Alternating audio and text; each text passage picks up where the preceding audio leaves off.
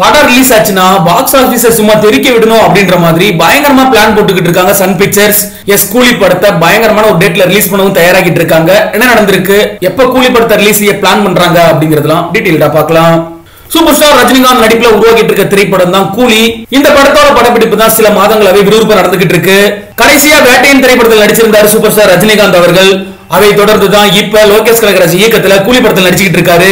இந்த படத்தோட ரிலீஸ் எப்ப அப்படிங்கிற அப்டேட் தான் இப்ப வெளியாகி இருக்கு. அதை எடுத்துக்கிட்டோம்னா சன் பிக்சர்ஸ் பொறுத்தளவுக்கு தொடர் விடுமுறை நாட்களை ரிலீஸ் செய்யணும் அப்படிங்கறத திட்டமிட்டு இருக்காங்க. அதன்படிதான் அக்டோபர் மாதத்துல இந்த படத்தை ரிலீஸ் செய்யலாம் அப்படின்னு முடிவு பண்ணிருக்காங்க. பல டாப் ஹீரோக்களோட படங்களுமே ஆயுத பூஜை முன்னிட்டு தான் ரிலீஸ் ஆகும். ஏன்னா அப்பதான் விடுமுறை நாட்கள் அதிகமா இருக்கும். அந்த சென்டிமெண்ட் மனசுல வச்சுதான் கூலி படத்தையுமே ஆயுத பூஜைக்கு அப்படி இல்லனா தீபாவளிக்கு வெளியிடலாம் அப்படின்ற முடிவு எடுத்திருக்காங்க. ஆயுத பூஜை விடுமுறையை பொறுத்தளவுக்கு அக்டோபர் 1 மற்றும் 2 தேதிகளில் வருது, அதாவது புதன் மற்றும் வியாழன்.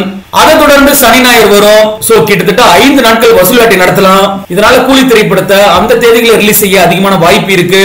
அதை விட்டாங்க அப்படின்னா 20ஆம் தேதி தீபாவளி வருது, அதுவும் திங்கட்கிழமை, சனி ஞாயிறு திங்கள்னு கிட்டத்தட்ட 3 நாட்கள் விடுமுறை தான். இதற்கு இடைப்பட்ட காலங்கள்ல தான் பெரிய படங்கள் ரிலீஸ் ஆகுது.